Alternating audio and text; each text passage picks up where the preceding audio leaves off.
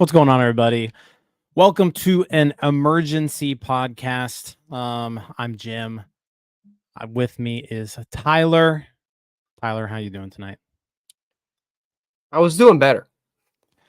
Yes, let's get right to it. The Pirates two signings today, right? Let's start with one. They signed Michael A. Taylor, outfielder. Was with the Minnesota Twins last year. He's a Gold Glove winner. One of the better defensive center fielders that you'll find in the game. He signs a 1-year contract worth $4 million. And then also just now, Domingo German agrees to a $1.5 million contract. Jason Mackey reporting that it is a minor league deal. So not taking up a 40-man spot just yet. But I don't think you sign Domingo German to pitch in the minors. My guess is it's a minor league deal, so he can build himself up to eventually maybe be in this rotation come mid-April or so. But let's start with Taylor. Yeah. Tyler, I know you're not a huge fan of him. I've been banging the drum for Michael A. Taylor really all offseason. I think he just makes sense for this team. He moves Jack Sawinski into a corner spot and allows him to get into a platoon situation with maybe Edward Olivares over. It moves Josh a little bit down the depth, moves him down to AAA. I like the signing of Taylor. I don't know if it's me that's over here with Jim internet issues, but I think he was talking about Michael A. Taylor there a minute. So generally, just through Michael A. Taylor's career, I don't feel like I've been a very large fan of his. There he is. Jim's back here. But yeah, Michael A. Taylor, just in general, hear me? You could hear me. Right? Yeah, hit and miss, but Michael A. Taylor in general, he's been a guy that I think since he's come up, it feels like Michael A. Taylor was born to be a Pittsburgh Pirate. Like I feel like back in his national days, we heard a lot about Michael A. Taylor and how some people would think about him as a Pirate. To me, he's just never really been that good of a player. Truthfully, I don't have another way to put it other than the fact that I don't see it with him. I never have. Now, granted, the Gold Glove you mentioned, last year, the power actually came through, which I think a lot of people, even looking back in his national days, that's what people thought he would become. And you sort of saw it come out last year, but to me, the strikeouts are just something that I cannot get over with him. With Michael A. Taylor, in my perspective, I don't look at him and think good baseball player. Truthfully, I don't. Too many strikeouts. I think what? Go ahead. Yeah, I mean, I think he's a right-handed Kevin Kiermaier. That's kind of what I look at him at. Maybe not as elite defensively, but he's about as good as it gets. Again, you're not signing Michael A. Taylor for his bat.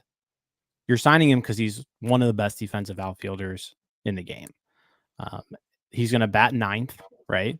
And whatever he gives you, right?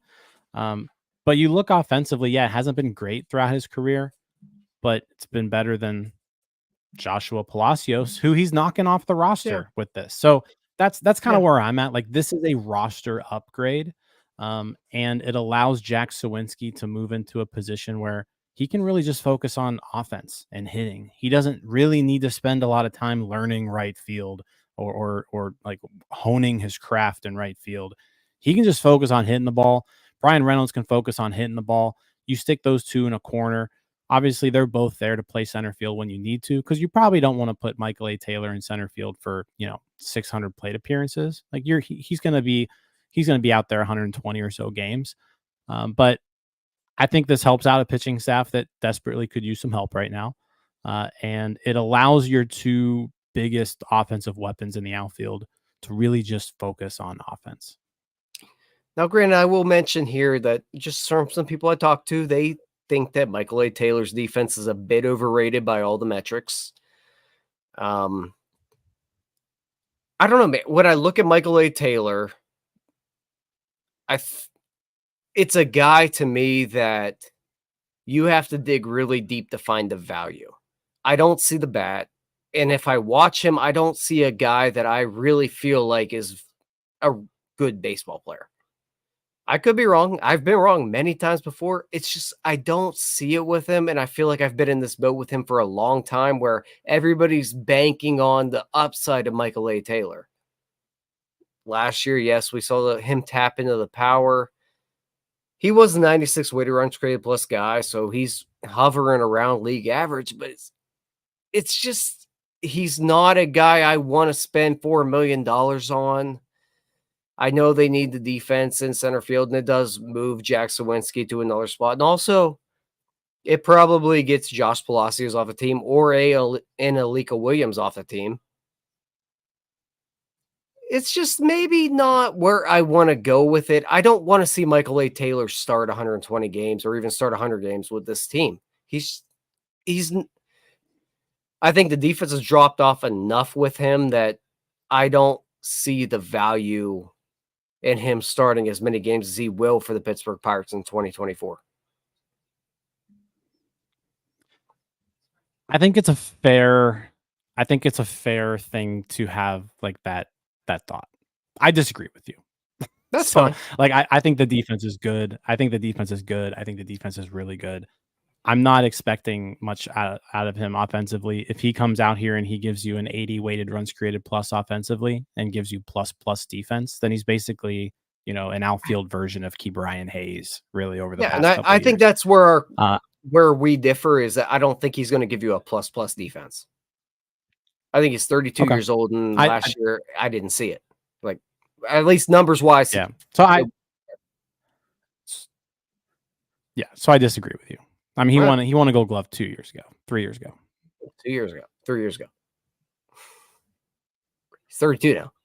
I did a lot of things 3 years ago. I can't do that now.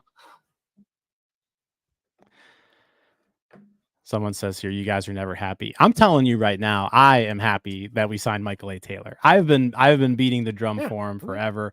Fielding run value on Baseball Savant last year, Tyler, 92 percentile. The guy's good. He's a good fielder. His range outs above average, 94th percentile. Arm value, 88th percentile. Arm strength, 90th percentile. He can run, 84th percentile. Like I said, offensively, not all that great, but the dude's a major leaguer, and the Pirates needed another outfielder here. Otherwise, they were going in with Joshua Palacios and Edward Olivares as their right field platoon, with Palacios getting the majority of the playing time. So this solves that. Joshua Palacios last year was a bad baseball player. You can't be a serious team and have Joshua Palacios on your roster. I'm sorry. So this gets him off of it. This now makes the Pirates a bit more serious of a team. I think it's a perfect fit. I think the Pirates could really use just a really strong defensive outfielder like Taylor. And again, offensively, I don't think he's going to give you much. I'm not expecting much, but from a defensive standpoint, he's great. He's going to help out this pitching staff that desperately needs good defense behind it. See, I guess that's where we differ, is that I question how great the defense is. I mean, you look at his defensive WAR, it was plus, but like he's been a good defender for a decade. Like that's where I'm at. Like this is an A signing for me. Oh, to me, it's like a D signing. I think he's just bleh. Like, so we're gonna disagree. And now, granted, I'll admit, like, just in my Pirates fandom and on my Twitter sphere fandom, everybody's been clamoring, I feel like, for Michael A. Taylor for a long time, because there was upside with him a long time ago when he was in the Nationals. We saw him tap into the power, as I mentioned, but it's just he just doesn't do it for me, man. Like, the strikeouts to me are outrageous to a point where I don't really know how you can deal with that guy. And this is just the old school baseball in me, where like when you're striking out 30% of the time and you hit like crap like he does, I just can't get through that. And when his defensive WAR is like 3, I don't need to see him as often as we're probably going to see him this year. I'm just not on board with it, man. I'm just saying, like, Tyler, I it's can't either see it. this, it's either this or Joshua Palacios I know. for 400 plate appearances. I get that's that. where we're talking about. And so this solves not having to do that. Like, I get that, man, but like we're going back to like the old December days of like, why do I have to have this or the other when I could just have better? And I know better's not an option right now, but Michael A. Taylor's like, like G1 Bay could probably Michael A. like Taylor feel was a well starting too. center But fielder on a playoff team last year. Like, he was a main contributor on a playoff team last year. So I'm with the chat here. Chat's saying, you're not. I'm not like, the saying defense he's is a really bad good. defender. I'm saying he's not as elite as people want to throw him out to be. Yeah, I'm gonna go ahead and say he's as elite as people are throwing out. Where there was a stat that Jason Mackey tweeted out earlier today. He has the 4th most defensive runs saved of any outfielder since like 2015. Like, he's It's an not elite, 2015 anymore. but He is he's still off elite. defensively. He's still elite, man. Like, the dude. Have you watched him play baseball? He's a great defender. I'm not watching him play baseball, but okay, also, well, there you go. when I So you watch don't him play, you don't know when how I good he have is. okay, that was actually poor wording by me, but when I have watched him play baseball, I think, ugh, I don't want that guy. Because to me, the value of Michael A. Taylor comes from things you cannot see very clearly. He's bad. It really just, you know what, truthfully, it just comes back to the fact that he's awful at the plate. And he did come into some Okay, power and last like, year, yeah, but and I'm yeah, ugh. and I won't disagree with you there. Like, offensively, he leads a lot to be desired for, but that's not where his value comes from. He's been an above 1 WAR player each of the last 3 years. Hasn't really been able to hit any of those 3 years, but still has value because of his defense and how good he is on defense. And again, offensively, if he can provide just a little bit of pop like he did last year, he doesn't have to hit 20 homers, but if he hits 10 and plays great defense, give me that all day. You know what I'll say right now is that everybody in the chat right now that is just trashing me, let's talk in June, and you're all going to hate him. You will hate him. So I think from my Fan-wise, understanding they of what will you're hate him. saying here, from what you're saying here, it sounds like you think Michael A. Taylor is more like this year's version, like an outfield version of Austin Hedges. Yeah. Whereas I think he's more an outfield version of like 2022 Brian Hayes. That's just where we differ. That's I the think craziest thing I've ever heard, but I yeah. think he's very good defensively. He's still very much in the running for Gold Glove awards. Based off of every metric available, he's really good defensively. He's just not that great of a hitter. And with the way the Pirates have constructed this lineup, they have a lot of upside in it.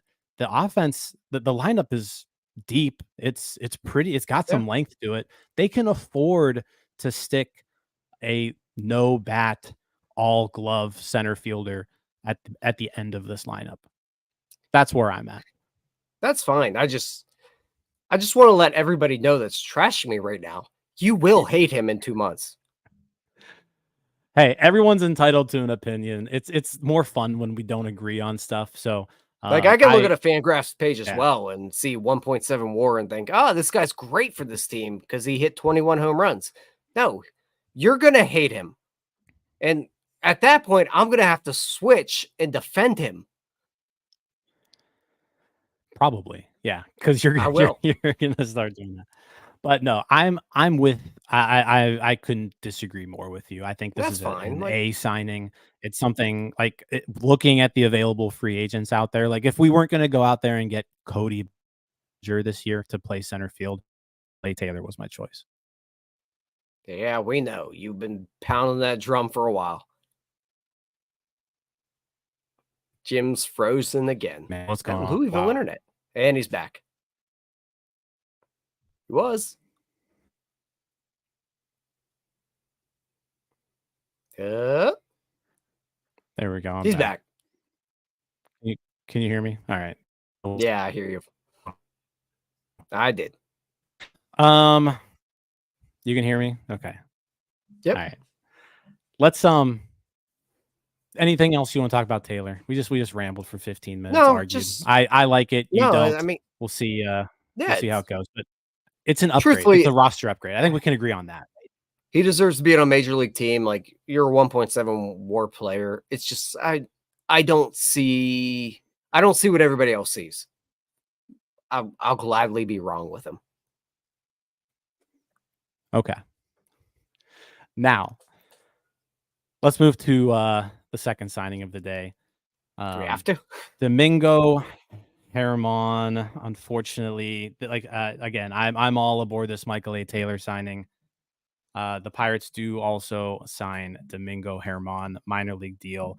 I fully expect that this is really just it's a minor league deal, so they can ramp him up to eventually join this rotation sometime mid-April, maybe. Yeah. Couple things with Domingo German. I mean, throughout his career, he's been a decent pitcher, right? Like I don't think we can necessarily diminish his achievements on the mound. He's been hurt a lot. He's been suspended. He's been placed on restricted lists. So a problem that he's had here is actually pitching innings. But when he does pitch, he is an effective major league starting pitcher. Last season, 19 starts, 4.56 ERA for the Yankees. That's coming off of a 2022 where he made 14 starts with a 3.61 ERA. So there's clearly some talent there. The issue with Domingo German, obviously, it comes off the field, and it's more than one incident here.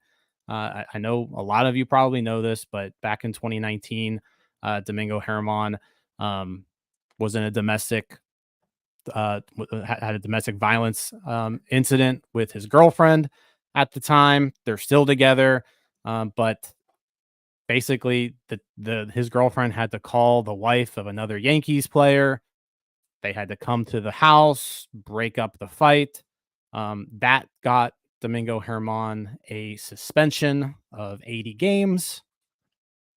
games, sorry. And then last year, another incident, completely unrelated. He comes into the clubhouse, clearly belligerent, and flips over a couch, smashes a TV, and Aaron Boone then kicks him out of the clubhouse, and he is really never to be seen again. So You don't know how hard this is it the was guy for you're me to bringing not in. just it was so hard for me to not just jump in there.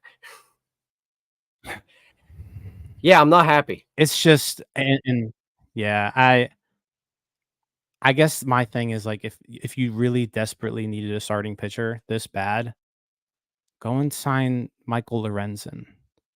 Like, go and sign someone else who doesn't have these issues. Yeah. And really, it's another guy on this team that's had issues like this before. Yeah. And there's going to be a segment of the fan base that doesn't care about this kind of stuff. They just want him to pitch, right? But Yeah. there's another segment of the fan base that really doesn't want to root for guys like this. I don't want to root for Domingo German. I'm not saying the guy should be like I'm all for second chances in life, but I don't have to. I shouldn't have to root for him on my baseball team that I find as entertainment, right? So that's where I'm at here. The juice doesn't justify the squeeze for me. Again, it's hard to diminish his on the field talent, but off the field, just not somebody I necessarily want on my baseball team. Yeah, I mean, truthfully, like, talent wise, like, it's obviously there. Like, he has talent. At the end of the day, we're talking about a guy that result wise hasn't been good. So we're talking about a guy that has been thrown off of a baseball team, the New York Yankees. Like, he was literally just basically thrown off of their team because he's such a bad clubhouse guy. Like, they accepted the fact that he was a terrible human being until the fact that he was just so bad in the clubhouse they couldn't handle it anymore. That's the guy that this team has just signed. Now, granted, minor league deal. Yeah, you assume he'll be up relatively quickly, but I'm frustrated, I think. I'm very frustrated by it. He's not a guy ever in my life want to root for. Flat out, he's a bad human being. I don't want to deal with him. I don't want to root for him. I want nothing to do with this fella. Plain and simple. I don't know. There were other options they could have went with here, and Jim mentioned Michael Lorenzen, and Jim's dealing with some internet issues tonight here. And I know people are going to mention the redemption part of it, and this guy's gotten plenty of chances. He hasn't come through. Plain and simple. I'd prefer to just never touch a guy like Domingo German in my life. And some people in the chat here are going to mention Trevor Bauer. At that point, like, Trevor Bauer's probably a better option for you because Domingo German is, one, he hasn't gotten the results. Two, he's had the opportunities, and plain and simple, he's pissed them away. I'm just frustrated by the entire process of this here. Jim, all I was saying there was that at this point, like, if you're going to bring in Domingo German, Trevor Bauer is probably a better option at that point, because if you're going to do this, then you might as well just do it with the guy that's a better pitcher. Jim's frozen again. Good Lord, we're having some heck of some internet issues tonight here. I'll give him a second here to see if he can tune back in, but it looks like that Louisville internet's just not working for my guy. Give him like 5 more seconds here. Either way, I just cannot get on board with the Domingo German thing. Hopefully this team doesn't need him, and some of these younger guys can just step up, and he just rots away in AAA and hopefully doesn't teach anyone anything. That's where I'm at with it. Just don't teach anyone anything.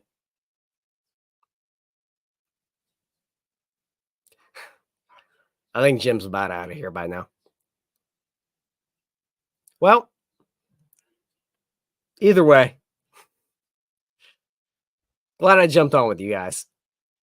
We'll be live here shortly. Let's see if Jim actually might have come back here. Maybe. Jim, you're back. Man, I don't know what's up with this internet. Like, I've never had internet. I was about to wrap it up, but until like the last week. You know what? It's the pirates have sabotaged my internet to silence. They don't want to hear your words. What they're doing, they're silencing me. Silencing Jim. I wish they would have about Michael A. Taylor. Like, what's going on here? They picked the bad part to silence you. Yeah. I think I said what I wanted to say. So, you know, yeah, we didn't hear any. If we want to wrap up here, if we want to wrap up here, we can just wrap up. That's fine. Essentially, real quick, Jim, I just wanted to. Yeah. All I said was that at this point, if you're going to bring in Domingo German, at that point, you might as well just bring in Trevor Bauer. At least he's good at pitching. At this point, you might as well just have done that.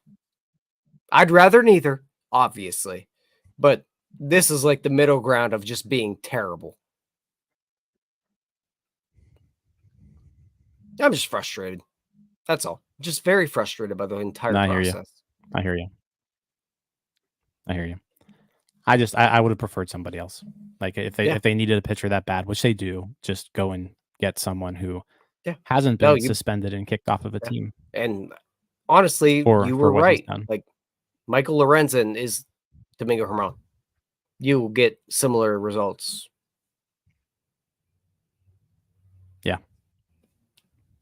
frustrating. All right. That'll do it. You have a post-game show to do here soon. Yeah, I do here shortly. Yeah. All right. Well, hey, I am extremely happy about the Michael A. Taylor signing. But Glad you Pirates are. Pirates kind of go ahead and ruin the night with the Herman deal, but it's just asking too much to be happy for more than 4 hours. But that's all I got. Thank you all for tuning in. I'm Jim. With me is Tyler. We're North Shore 9. Post-game show coming to you very, very soon as this Pirates game is over that is on right now. So I'll talk to you later. Peace out, Girl Scouts. Hey, you all. Thank you for watching. I know we try to provide the most entertaining content that we can, and we'd love to spread it to as many people as possible. So I know it doesn't seem like a lot, but if you could take the 5 seconds to like this video and subscribe to the page, it helps out so much more than you know. Thank you, and let's go Bucks.